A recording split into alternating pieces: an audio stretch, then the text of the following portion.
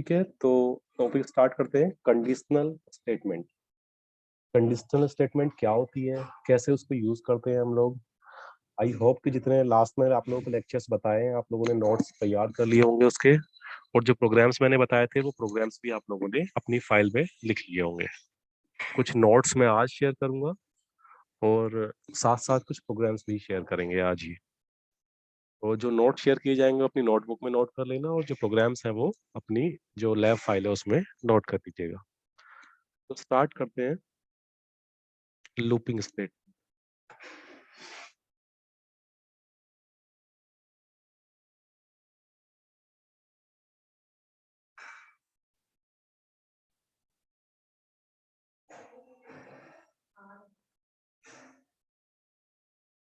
Screen visible है? Yes, Yes, sir. sir. Screen पे topic लिखा हुआ है लूपिंग स्टेटमेंट। ठीक है। वैसे आज हम लोग कंडीशनल स्टेटमेंट पढ़ रहे हैं, मतलब इसको मैं चेंज कर लेता हूँ।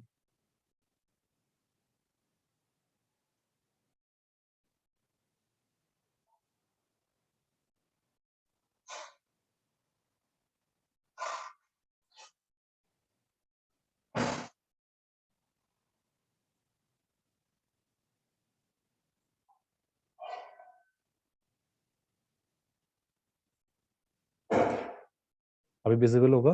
कंडीशनल स्टेटमेंट्स या सिलेक्शन स्टेटमेंट्स, या इसका नाम डिसीजन मेकिंग स्टेटमेंट भी हो। क्लियर है? करते हैं बच्चे। आप लोगों ने सी के अंदर मेरे ख्याल से सब ने पढ़ा होगा। ये 4 स्टेटमेंट जो मैं हाईलाइट कर रहा हूँ, ये सी के अंदर पढ़ी होंगी आप लोगों ने जरूर। इफ स्टेटमेंट पढ़ी होगी, इफ एल्स भी पढ़ी होगी, नेस्टेड इफ होती है, और लास्ट में एक स्विच केस होता है। नेस्टेड इफ की 2 होती हैं, नेस्टेड इफ सिंपल होती है, और एक इफ एल्स में, एल्स इफ में लैडर वाली होती है, वो बता दूंगा मैं अभी। तो अब कंडीशनल स्टेटमेंट क्या होती है, इसके 3 नाम से हम लोगों से पूछा जा सकता है। कंडीशनल, जो कंडीशन के बेस पे काम करे, डिसीजन मेकिंग स्टेटमेंट जहां पे डिसीजन लेना पड़े, या सिलेक्शन स्टेटमेंट, ऐसी स्टेटमेंट जो पर्टिकुलर सिलेक्शन के लिए, कुछ सिलेक्टेड पार्ट के लिए एग्जीक्यूट होती है, वो सिलेक्शन स्टेटमेंट होती है। देखिए यहाँ पे Java supports 2 selection statements, if and switch. If और स्विच 2 सिलेक्शन स्टेटमेंट को ये फॉलो करता है। These 2 statements allow us to control the flow of our program execution based upon the certain condition non only during run time. Run time पे कुछ conditions के base पे हम लोग कुछ पर्टिकुलर सिलेक्शन एरिया को एग्जीक्यूट करते हैं। अगर ये सब डेफिनेशन याद नहीं होती है तो इसको छोड़ दीजिए सिंपली। दूसरी डेफिनेशन बहुत सिंपल है। द कंडीशन द स्टेटमेंट्स, ठीक है, यहाँ पे लिखा हुआ है the statements which work on the basis of condition are known as conditional statements. ठीक है, बहुत सिंपल सी डेफिनेशन है। The statements works on the basis of condition are known as conditional statements. Section के लिए पूछा जाए तो the statements which executes the selection portion of a program, selected portion of a program are known as selection statements. ये statements which make their decision are known as decision making statements. तो तीनों की definition almost same ही है, अपने हिसाब से आप लोग मॉडिफाई करके उसको लिख सकते हो। क्लियर है ये चीज? अब जावा के अंदर वैसे बेसिकली 4 हमारे पास कंडीशनल स्टेटमेंट्स होती हैं। एक होती है हमारी सिंपल इफ, दूसरी होती है इफ एल्स, थर्ड होती है नेस्टेड इफ, और फोर्थ होती है हमारी स्विच केस। यहाँ पे एल्स इफ लिखा हुआ है, ये दोनों सेम ही होती हैं एक्चुअल में। फोर्थ पे होती है स्विच केस, वो अभी आगे बताऊंगा। सिंपल इफ भी आपने पढ़ा हुआ है, ये सब पढ़े हुए हैं आपने सी के अंदर। सेम सिंटेक्स जो वहां पे यूज होता था वही सेम सिंटेक्स यहाँ पे यूज होता है। बस जावा की प्रोग्रामिंग के हिसाब से हम उसको कैसे रिप्रेजेंट करते हैं वो देखना है हमें। सिंपल इफ सिंपली क्या है, कंडीशनल स्टेटमेंट होती है, डिसीजन मेकिंग स्टेटमेंट होती है। इसका सिंटेक्स होगा इफ, ब्रैकेट में अगर कंडीशन है उसके बाद स्टेटमेंट, और बात खत्म हो गई हमारी। फ्लो चार्ट हो गया है। एग्जाम्पल देखिए, सी के अंदर भी आपने कुछ एग्जाम्पल देखे होंगे। यहाँ पे इसका एग्जाम्पल हमने ये लिखा हुआ है। कोई पर्टिकुलर क्लास बनाई है पहले, उसके बाद वॉइड मेन लिखते थे वहां पे, यहाँ पे पब्लिक स्टैटिक वॉइड मेन लिखते हैं। उसके बाद ब्रैकेट के अंदर इंटीजर i इक्वल्स टू 5 लिया है हमने, एक वेरिएबल लिया हुआ है। फिर हमने कंडीशन चेक की है, जो इफ का सिंटेक्स होता है। ये देखिए हमने इफ का सिंटेक्स यही तो लिया था ऊपर अभी। इसको इससे कंपैरिजन करेंगे तो इफ आ गया, ब्रैकेट में टेक्स्ट एक्सप्रेशन में कंडीशन आ गई और ब्रैकेट के अंदर उसके स्टेटमेंट आ गए, जो भी हम प्रिंट करना चाहते हैं उसके साथ में, जो भी हम एग्जीक्यूट करना चाहते हैं साथ में।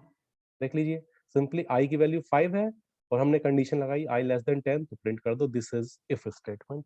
सिंपली अगर 5 10 से छोटा है तो क्या होगा, कंडीशन ट्रू होगी और ये स्टेटमेंट एग्जीक्यूट हो जाएगा। अगर आई की वैल्यू 50 कर दूं मैं तो स्टेटमेंट फॉल्स हो जाएगी और कुछ भी प्रिंट नहीं होगा अपने आप। जैसे इफ होता है same as it is if else होता है, सब आप लोगों को पता है कि एक तो होती है कंडीशन ट्रू वैल्यू और दूसरा फॉल्स। अगर कंडीशन ट्रू होती है तो उसके लिए ट्रू वाली वैल्यू एग्जीक्यूट हो जाएगी यहाँ पे, ठीक है, यहाँ पे ट्रू लिखा हुआ है। और जब ये कंडीशन फॉल्स होगी तो जो फॉल्स वाली एग्जीक्यूशन है वो हो जाएगा अपने आप। क्लियर है ये चीज? एग्जाम्पल देख लीजिए फिर से, टेस्ट इक्वल्स टू 5 लिया, अगर टेस्ट ग्रेटर देन 5 है तो लिख दो सक्सेस, एल्स में failure. If a is greater than b, अगर ए की वैल्यू बी से बड़ी है तो ए प्रिंट हो जाए, अदरवाइज एल्स में बी प्रिंट हो जाए। मुझे आवाज आ रही है आप लोगों को, कोई कंफ्यूजन तो नहीं है? No sir. ठीक है बच्चे, इफ एल्स जैसा हमने सी के अंदर पढ़ा था बिल्कुल सेम एज इट इज है।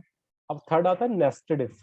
मैं थोड़ा स्पीड में इसको इसलिए बता रहा हूँ कि आप लोगों ने सब कुछ पढ़ा हुआ है, सब कुछ सेम डेफिनेशन है, बस जावा के प्रोग्राम बता दूंगा एक दो में कैसे इंप्लीमेंट करना है, वो अभी हम देख लेंगे वन बाय वन। ठीक है?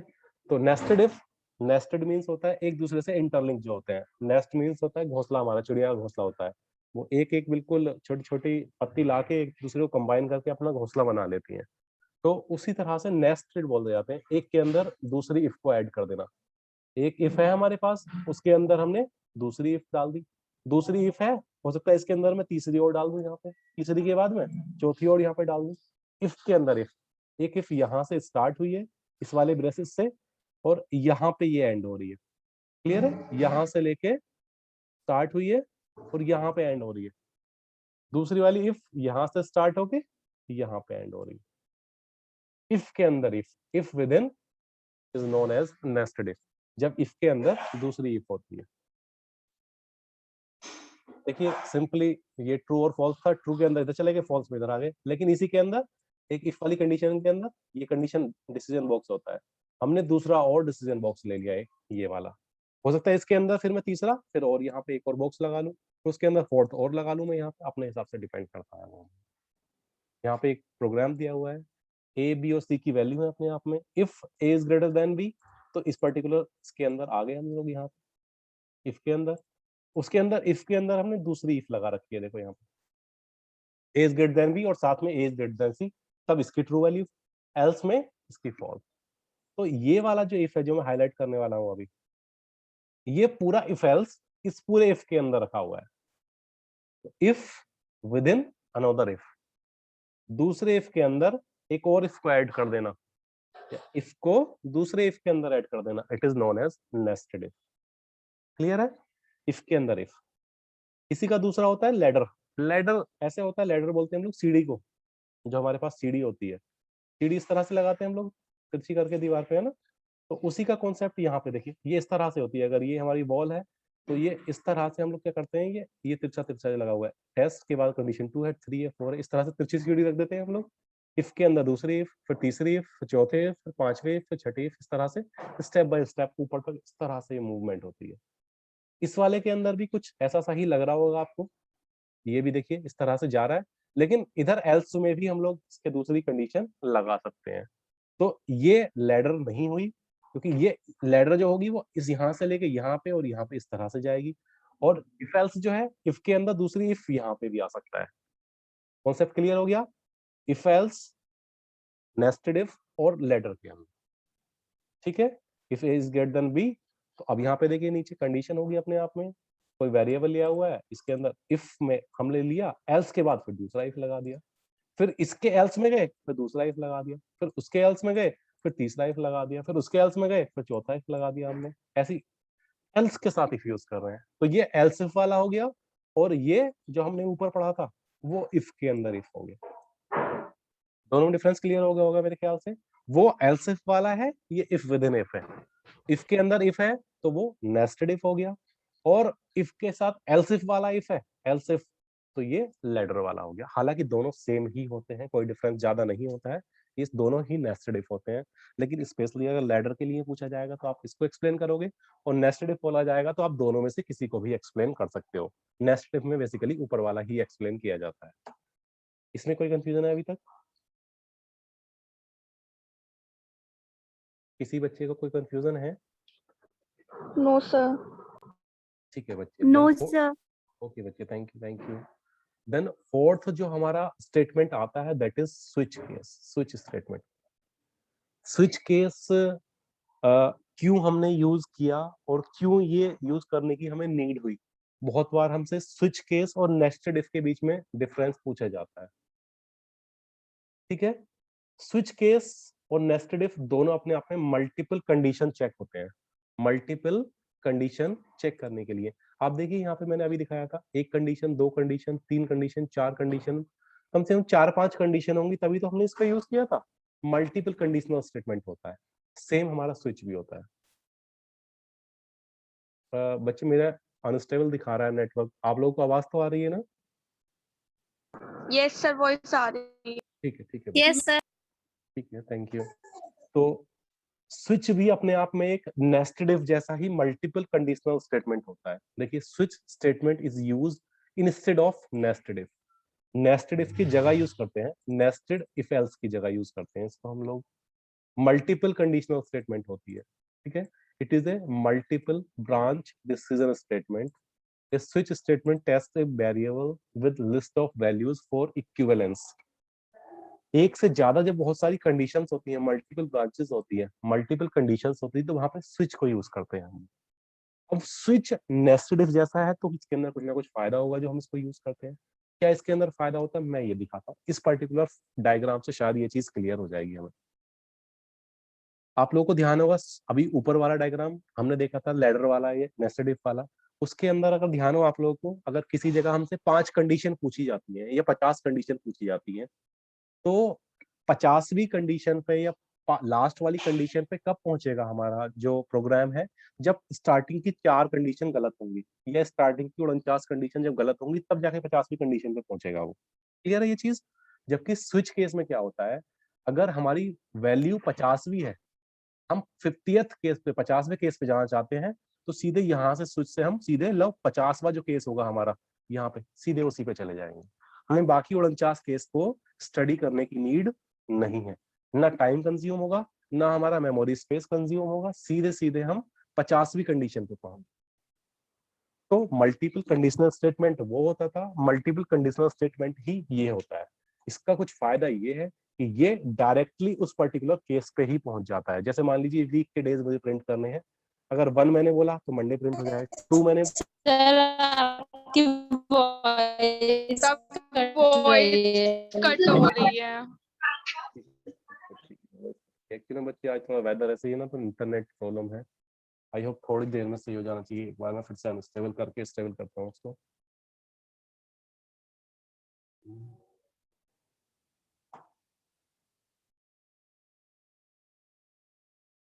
अभी बोलिए बच्चे।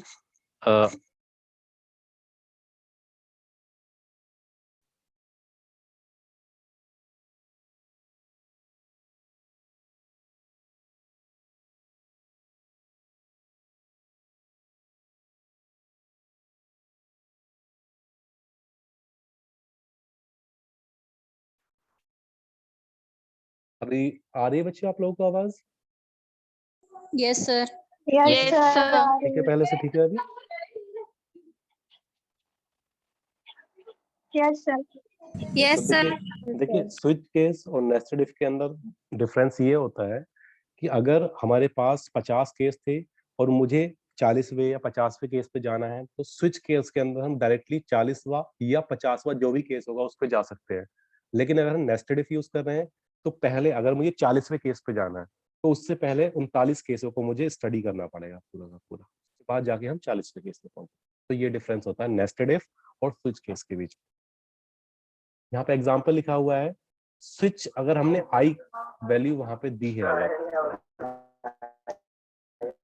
शिवानी बच्चे अपना माइक म्यूट कर लीजिए। शिवानी,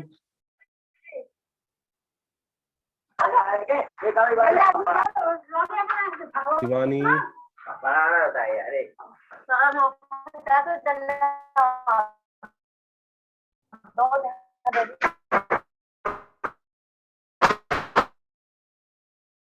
ठीक है, तो स्विच के अंदर अगर हम लोग देखिए यहाँ पे केस 0 लिखा हुआ है, यहाँ पे केस 1 लिखा हुआ है, यहाँ पे केस 2 लिखा हुआ है, ऐसे नंबर ऑफ केसेस हो सकते हैं।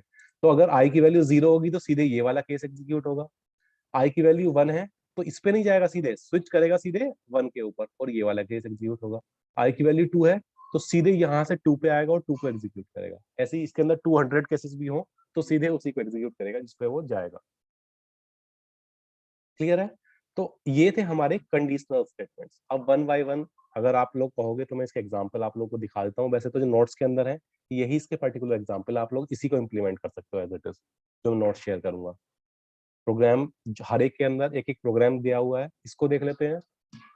और साथ में मैं कुछ और प्रोग्राम्स भी आप लोगों को दिखा देता हूँ जो लास्ट में हमारे इनकम्प्लीट रह गए। क्लियर है? इसमें कोई कंफ्यूजन है बच्चों आप लोगों को? कंडीशनल स्टेटमेंट्स रिवाइज करा देता हूँ मैं फिर से। Those statements which works on the basis of condition are known as conditional statements. Basically 4 conditional statement होते हैं हमारे पास। if होता है, दूसरा if else होता है, थर्ड होता है nested if और उसी का सब पार्ट है ladder। nested if और ladder दोनों सेम ही होते हैं ऑलमोस्ट, दोनों में थोड़ा सा डिफरेंस होता है वो मैंने आप लोगों को बता दिया है। if के अंदर if है तो वो nested if हो गया, और if के बाद else के बाद if है तो वो ladder हो गया। ठीक है, और फोर्थ होता है हमारा स्विच केस। नेस्टेड इफ और स्विच केस दोनों मल्टीपल कंडीशनल चेक होते हैं। वो एक दो से ज्यादा कंडीशंस जहाँ पे होती हैं वहां पे ये दोनों काम करते हैं। दोनों में बेस्ट होता है हमारे पास, तो अच्छा होता है स्विच केस, क्योंकि डायरेक्टली सीधे उसी केस को एग्जीक्यूट करता है जिसकी हमें नीड होती है। वो नेस्टेड इफ हर एक केस के पास जाता है तब जाके एग्जीक्यूट। क्लियर है ये चीजें? यहाँ तक समझ में आ गया हो तो अब मैं वन बाय वन आप लोगों को इनके एग्जाम्पल्स एग्जीक्यूट करके दिखा देता हूँ। कोई कंफ्यूजन बच्चे किसी को? No sir. No sir. ठीक है, एक तो इसी के अंदर आप लोग अगर नोट करना चाहें पूरी क्लास सेम प्रोग्राम्स नोट करेगी। हमने लास्ट टाइम तक कितने प्रोग्राम किए थे? 5 प्रोग्राम नोट किए हुए होंगे सब लोगों ने, आप लोगों ने। फर्स्ट प्रोग्राम था हमारा यस सर। हेलो वर्ल्ड का प्रोग्राम था हमारा। दूसरा हमारा एडिशन, थर्ड सब्ट्रैक्शन, फिर फोर्थ था मल्टीप्लिकेशन और फिफ्थ था डिवीजन वाला प्रोग्राम। याद होंगे सबको, सबने लिखे हुए होंगे। और आज जो कराए हैं मैंने, पहला इसके अंदर पहले इफ वाला प्रोग्राम है हमारे पास ये। ठीक है, इसको आप लोगों को नोट करना है दैट इज, और इसको एग्जीक्यूट करना है। देन सेकंड वाला जो प्रोग्राम हमारा इफ एल्स वाला, यहां से और ये यहां तक है। क्लियर है? 2 प्रोग्राम हो गए आज। फिर थर्ड है हमारा नेस्टेड इफ का, जो कि प्रोग्राम यहां से स्टार्ट होके हमारा यहां पे एंड हो रहा है। क्लियर? 3 हो गए। इसी के अंदर एक लैडर वाला प्रोग्राम भी मैंने बताया है, वो ये वाला भी नोट करना है आप लोगों को। 4 प्रोग्राम हो चुके हैं। और लास्ट में हमारा है फिफ्थ आज का स्विच केस का प्रोग्राम, जो हमारा यहाँ पे है। ये नीचे आउटपुट जो है 4 आउटपुट है अलग अलग। अगर हम i0 देंगे तो क्या आएगा, 1 देंगे तो क्या आएगा, 2 देंगे तो क्या आएगा, और उस पे देंगे तो क्या आएगा। अपने आप में जो केसेस के हिसाब से आउटपुट दिए हुए हैं, आप अपने हिसाब से पहले प्रोग्राम लिखोगे, फिर अपने सिस्टम पे या अपने फ्रेंड के लैपटॉप पे या कहीं पे भी जो भी आप लोगों को अवेलेबल होगा उस पर एग्जीक्यूट करोगे, फिर जो आउटपुट आएगा उसको आप लोगों को लिखना है यहाँ पे। तो टोटल आज 5 प्रोग्राम हुए हैं अभी तक। इन 5 के 5 को आप लोग अपनी फाइल में नोट करोगे कंडीशनल स्टेटमेंट के नाम से। पहला program, write a program to implement if statement. दूसरा प्रोग्राम है write a program to implement if else statement. Third है write a program to implement nested if. Fourth है write a program to implement nested if ladder statement. ठीक है, और last है write a program to implement switch case. Clear है? Yes sir. इसके बाद अब मैं आप लोगों को कुछ और प्रोग्राम्स भी लिखवा रहा हूँ। इन 5 के बाद एक हमारा जो नॉर्मली हम लोग सबसे पहले करते हैं जावा में ऐड का प्रोग्राम करते हैं। स्क्रीन विजिबल है आप लोगों को? Yes sir. सभी को विजिबल होगी। एक देखिए प्रोग्राम लिखने से मैं ये दिखा देता हूँ आप लोगों को कि कुछ कोडिंग है।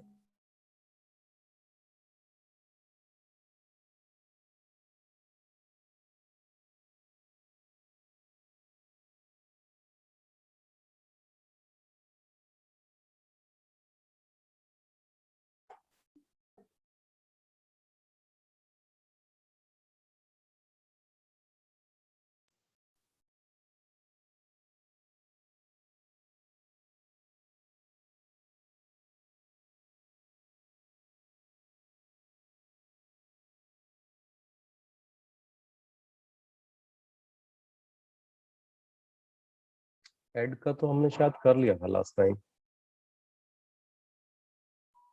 ऐड का प्रोग्राम हमने किया हुआ था। ठीक है, कोई और करते हैं फिर हम।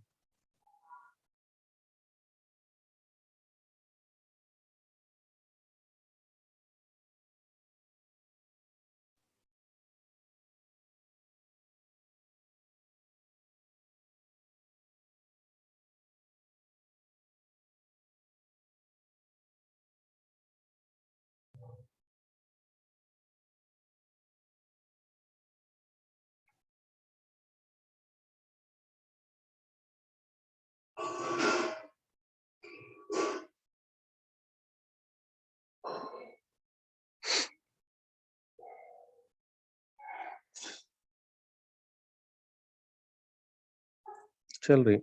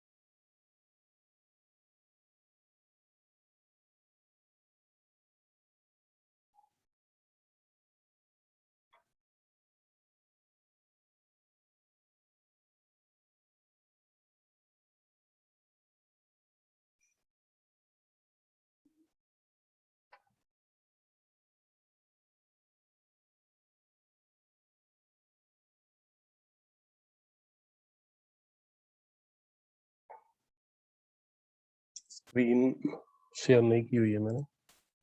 स्क्रीन विजिबल होगी बच्चे हम। कोई एक प्रोग्राम हम लोगों ने लिखा हुआ है यहाँ पे।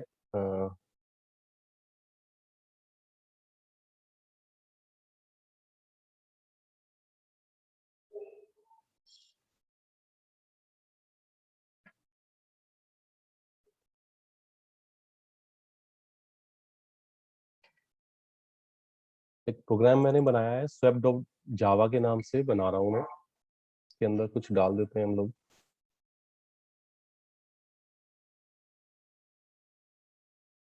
देख लीजिए स्क्रीन पे, यही देख लीजिए, उसमें बहुत टाइम लग जाता है। ये स्क्रीन विजिबल होगी। सिंपली स्वैपिंग का प्रोग्राम बहुत सिंपल होता है। स्वैपिंग मींस एक वैल्यू है अपने आप में फर्स्ट और दूसरी है सेकंड। इसके पास कुछ वैल्यू है और इसके पास कुछ और वैल्यू है। ठीक है, हम चाहते हैं कि ये दोनों एक्सचेंज हो जाए अपने आप में। तो पहले सिंपली हमने स्वैपिंग से पहले प्रिंट कर दिया इनको वैल्यू को। और स्वैप करने के लिए क्या चाहिए होता है, हमें एक टेम्परेरी वेरिएबल चाहिए होता है। तो हम टेम्परेरी वेरिएबल के अंदर पहले फर्स्ट वाली की वैल्यू स्टोर करेंगे, फिर फर्स्ट वाले के अंदर सेकंड वाले की वैल्यू स्टोर करेंगे, और लास्ट में सेकंड के अंदर टेम्परेरी वाले की वैल्यू। इन तीन स्टेटमेंट से हमारा क्या हो जाएगा, दोनों की वैल्यूज आपस में एक्सचेंज हो जाएगी। ये सब आपने पहले ही किया हुआ होगा, नहीं किया हुआ फिर से समझ लीजिए। एक वैल्यू ए है, दूसरी बी है अपने आप में। ए के अंदर बी की वैल्यू लानी है, बी के अंदर ए की लेके आनी है। तो पहले सी हमने एक वेरिएबल लिया, उसके अंदर ए को स्टोर किया, फिर ए फ्री हो गया, ए के अंदर बी की वैल्यू डाल दी, और बी के अंदर जो सी की वैल्यू थी स्टार्टिंग इसके अंदर ए की वैल्यू थी उसको डाल दिया, और बाद में इन लोगों को आपस में प्रिंट कर दिया। तो इस तरह से कुछ आउटपुट आएगा। अगर स्टार्टिंग में पहला नंबर हमारा 1.2 था और दूसरा 2.45 था, आफ्टर स्वैप क्या हो जाएगा, जो 2.45 था वो पहले वाले नंबर के आगे आ जाएगा और 1.2 दूसरे नंबर के आगे। क्लियर है ये चीज? Yes, sir. कोई कंफ्यूजन बच्चे इसके अंदर आप लोगों को लग रहा हो कुछ अजीब सा? आप लोगों ने किया हुआ होगा सी के अंदर। ये थोड़ा कॉम्प्लेक्स प्रोग्राम आएगा तो मैं बना के दिखा दूंगा उसको। Yes, sir. Yes, sir. तो लास्ट वाले प्रोग्राम के बाद पहले स्वैपिंग का प्रोग्राम लिखना, ठीक है, उसके बाद जो आज मैंने 5 प्रोग्राम कराए हैं वो लिखना।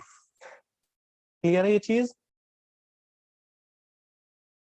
कोई कंफ्यूजन बच्चे आप लोगों को? Total No. हमारे अभी तक जो प्रोग्राम्स हुए हैं उनमें 5 पहले हुए थे, 6 नंबर पे स्वैपिंग का प्रोग्राम मैंने बोला है आप लोगों को, और बाकी 5 आज हुए हैं जो हमारे कंडीशनल स्टेटमेंट्स के प्रोग्राम्स हैं। तो इस तरह से टोटल हमारे 11 प्रोग्राम्स हो जाएंगे आज को मिला के। ठीक है, ये आप लोगों को अपने नोट्स में भी लिखने हैं साथ साथ सिंटेक्स के जस्ट बाद जो प्रोग्राम्स होते हैं, और उसके बाद यही सारे प्रोग्राम्स आप लोगों को अपनी लैब फाइल के अंदर लिखने हैं। लैब फाइल में जब भी लिखोगे आप लोग फ्रंट पेज होना चाहिए उसके अंदर, सेकंड पे इंडेक्स होना चाहिए, फिर जब आप प्रोग्राम लिखते हो प्रोग्राम नंबर, उसके बाद उसका ऑब्जेक्टिव, देन प्रोग्राम, और लास्ट में उसका आउटपुट एग्जीक्यूट करने के बाद आप लोग एग्जीक्यूट करेंगे उसके बाद लिखेंगे उसको। क्लियर है ये चीज? किसी को कुछ पूछना है बच्चे इसमें? No sir.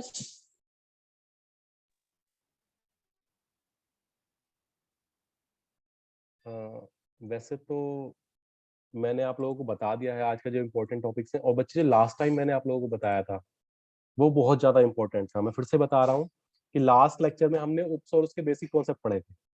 ठीक है, 4 बेसिक कॉन्सेप्ट होते हैं, एब्स्ट्रैक्शन, इनकैप्सुलेशन, इनहेरिटेंस और पॉलीमॉर्फिज्म। पहले तो उप्स के बारे में पूछा जाता है, बेसिक्स क्या होते हैं, उप्स क्या होता है, उसके एडवांटेज क्या होते हैं, उसके एप्लीकेशंस क्या होते हैं। दूसरा, एब्स्ट्रैक्शन क्या होता है, इनकैप्सुलेशन क्या होता है। एब्स्ट्रैक्शन इनकैप्सुलेशन में डिफरेंस पूछा जाता है बहुत बार। उसके बाद इनहेरिटेंस पॉलीमॉर्फिज्म में डिफरेंस पूछा जाता है, या इनहेरिटेंस एक्सप्लेन करने के लिए पूछा जाता है, पॉलीमॉर्फिज्म एक्सप्लेन करने के लिए पूछा जाता है। एनी हाउ, ये जो 4 टॉपिक है उप्स और उसके 4 बेसिक कॉन्सेप्ट, ठीक है, 5 टॉपिक हुए टोटल। उन 5 में से 3 पूछे ही जाते हैं एग्जाम के अंदर, हमेशा। हमेशा मतलब हमेशा पूछे जाते हैं 5 में से 3, 15 नंबर का आता ही आता है। और अगर आप लोगों को बेसिक्स नहीं पता है तो आप लोग वाइवा भी नहीं दे पाओगे बाद में। ठीक है, तो ये चीज बहुत ध्यान रखनी है, उप्स और उसके बेसिक कॉन्सेप्ट को बिल्कुल याद कर लेना है, रट लेना है बहुत अच्छे से। के बाद आज मैंने कंडीशनल स्टेटमेंट बताया है, एग्जाम्स में तो बहुत कम पूछी जाती है, लेकिन एग्जाम्स के अंदर जो क्वेश्चंस या सिंटेक्स पूछे जाते हैं या शॉर्ट नोट्स पूछे जाते हैं उसमें पूछी जाती है, या डिफरेंस पूछा जाता है बहुत बार, इफ और इफ एल्स में क्या डिफरेंस है, एल्स इफ और नेस्टेड इफ में क्या डिफरेंस है, नेस्टेड इफ और स्विच केस में क्या डिफरेंस है। सो इस तरह से आप लोगों को आइडिया होना चाहिए कि सिलेक्शन स्टेटमेंट या डिसीजन मेकिंग स्टेटमेंट्स या कंडीशनल स्टेटमेंट्स क्या होते हैं, उनमें कैसे कैसे इंप्लीमेंट करना है। जब भी इनके बारे में आप लोगों से थ्योरी पूछी जाएगी तो पहले बताओगे ये कंडीशनल स्टेटमेंट होते हैं, ये सिंगल के लिए हैं, ये डबल के लिए हैं, ये मल्टीपल के लिए हैं। उसके बाद उसका पर्टिकुलर सिंटेक्स लिखोगे आप, ठीक है, और उसके बाद लास्ट में उसका एग्जाम्पल दोगे आप लोग। ठीक है, अगर 5 नंबर में मुझसे इफ स्टेटमेंट पूछा जाता है तो पहले मैं बताऊंगा इफ स्टेटमेंट क्या होती है। It is a conditional statement, it is a simple conditional statement. उसके बाद मैं उसका सिंटेक्स लिख के दिखाऊंगा, देन उसका एक प्रोग्राम लिख के दिखाऊंगा मैं। तो इतना तो मैं कर ही सकता हूँ उसके अंदर, ऐसे ही आप लोग भी करेंगे। तो इस तरह से आप लोग अपना जितना भी आप लोगों से अभी तक मैंने पढ़ाया है कंडीशनल स्टेटमेंट तक का, इसको आप लोग नोट्स तैयार कर लीजिए।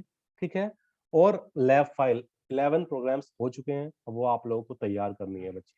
मैं वन बाय वन आप लोगों को कभी भी अपना वेबकैम ऑन करके फाइल दिखाने के लिए बोल सकता हूँ नेक्स्ट लेक्चर से। ठीक है, ये बात ध्यान रखना। आप लोग सबके पास स्मार्टफोन है, वेबकैम ऑन करा के मैं आप लोगों से वहां आपके नाम की फाइल और उसको प्रोग्राम सारे 1 बाय 1 ऑब्जेक्टिव दिख जाता है इतना मोबाइल के ऊपर। अदरवाइज आप लोगों से फिक्स उसकी स्क्रीनशॉट करा के या उसकी पीडीएफ बनवा के आप लोगों से ग्रुप पे भी सेंड करा सकता हूँ। इसलिए हर एक बच्चे के नोट्स तैयार होने चाहिए, और उसके साथ साथ उस जो लैब के प्रोग्राम्स बोले गए ये भी तैयार होने चाहिए। नोट्स में बहुत ज्यादा कुछ नहीं हुआ है, मैं आप लोगों को स्टार्टिंग से एक बार फिर से दिखा देता हूँ। अभी स्क्रीन पे ही दिखा देता हूँ मैं आप लोगों को। स्क्रीन पे जो हमारे प्रोग्राम्स हुए हैं अभी तक, ये जो टॉपिक्स हुए हैं, ये अभी तक ये टॉपिक्स हुए हैं। इसके बाद इसमें आज एक कंडीशनल स्टेटमेंट आ जाएगा। ये देखिए यहाँ पे हमने पढ़े हैं अभी तक एक्सेस स्पेसिफायर और स्टैटिक मेथड पढ़ा है, क्लास ऑब्जेक्ट और जावा टोकन्स पढ़े हैं, आज कंडीशनल स्टेटमेंट पढ़ा है। एक दिन हमने जावा डेटा टाइप्स पढ़े थे, उससे पहले जावा के फीचर्स और हिस्ट्री पढ़ा था, दोनों टॉपिक अलग अलग। जावा में ऑपरेटर्स पढ़े हैं हम लोगों ने, जेवीएम, जेडीके, बाइट कोड और प्लेटफॉर्म इंडिपेंडेंसी और टाइप कास्टिंग पढ़ा था हमने। उप्स और इसके बेसिक कॉन्सेप्ट पढ़े हैं, और प्रोग्रामिंग पैराडिग्म। इतने टॉपिक हमने अभी तक, ये जो लिखे हुए हैं आप लोगों के सामने टोटल, ये टॉपिक हमने अभी तक किए हुए हैं। ठीक है, ये जितने भी टॉपिक हैं, इनके जितने भी नोट्स हैं, हर एक बच्चा सीरीज से, आप लोग इन नोट्स को ग्रुप पे मिल जाएंगे आप लोगों को, सीरीज से मैंने सेंड किए हैं, अपनी नोटबुक के अंदर नोट कर लीजिए। और ऐसे ही 11 प्रोग्राम्स, उसका आप लोग जिस सीरीज से मैंने बताया आप लोग उस सीरीज से 11 प्रोग्राम्स भी आप लोग नोट कर लीजिए। नंदनी बच्चे आवाज सुन रहे हो मेरी आपको? Nandini Yes, sir. बच्चे आप अपनी Yes, फाइल sir. जब आपकी फाइल बन जाएगी आज या कल, जब तक भी बन जाए, तो उसका इंडेक्स वाला जो पेज है 11 प्रोग्राम्स का बना के उसको ग्रुप Yes, पे sir. शेयर कर देना।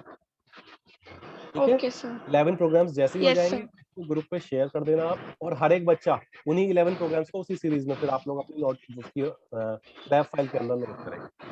ठीक है, और नोट्स और लैब फाइल सबकी कंप्लीट Yes, हो sir. गई है। नेक्स्ट लेक्चर में मैं चेक ही करूंगा आप लोग, क्योंकि इस तरह से नोट्स नहीं बनाते हैं। नेक्स्ट लेक्चर में सबके नोट्स और लैब फाइल में चेक करूंगा ऑनलाइन। क्लियर है? ठीक है बच्चे, तो मैं अभी एंड कर रहा हूँ इसको। कोई कंफ्यूजन हो तो आप लोग मुझसे पूछ सकते हो।